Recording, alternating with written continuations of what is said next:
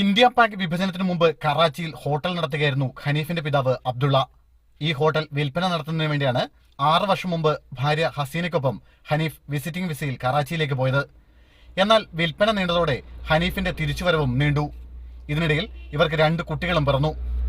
ഇതോടെയാണ് ഹനീഫിന്റെയും കുടുംബത്തിന്റെയും തിരിച്ചുവരവ് പ്രതിസന്ധിയിലായത്. കുട്ടികൾക്ക് വിസയ്ക്കായി പലതവണ ഇന്ത്യൻ എംബസിയിൽ ബന്ധപ്പെട്ടിരുന്നെങ്കിലും ലഭിച്ചില്ല. ഇതിനിടയിൽ 15 ദിവസത്തിനകം പാകിസ്ഥാൻ വിടണമെന്ന് കാണിച്ച് ഹനീഫിനും ഭാര്യയ്ക്കും പോലീസ് നോട്ടീസ് നൽകി. എന്നാൽ കുട്ടികളെ ഇന്ത്യയിലേക്ക് കൊണ്ടുവരാനും നിയമം അനുവദിക്കുന്നില്ല.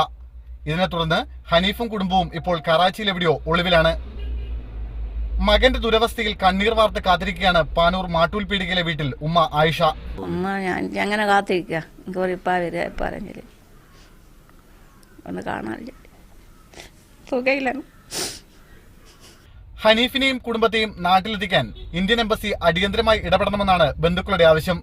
ഇക്കാര്യം ഉന്നയിച്ച് കുടുംബം കേന്ദ്രമന്ത്രി മുല്ലപ്പള്ളി രാമചന്ദ്രൻ അടക്കമുള്ളവർക്ക് ഫാക്സ് അയച്ചിട്ടുണ്ട്. മീഡിയ 1 കണ്ണൂർ.